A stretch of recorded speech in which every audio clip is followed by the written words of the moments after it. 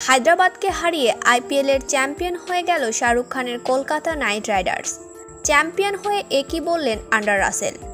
দর্শক, আইপিএলের ফাইনালে কলকাতা নাইট রাইডার্সের 3 পেসারের তোপে মাত্র 113 রানে অল আউট হয়ে গেছিল সানরাইজার্স হায়দ্রাবাদ।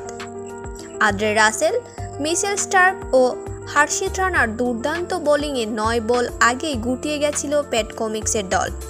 অর্থাৎ আইপিএলের তৃতীয় শিরোপা ঘরে তুলতে কলকাতাকে করতে হবে 114 রান। এই লক্ষ্য নিয়ে ব্যাট করতে নেমে শুরুতেই বাঘের মতো জ্বলে উঠলেন কলকাতার ব্যাটসম্যানরা। তবে সুনীল নারায়ণ 6 রান করে আউট হয়ে যান। এরপর আরও বিধ্বংসী হয়ে ওঠেন গুরবাজ আর ভেঙ্কটেশ আয়ার।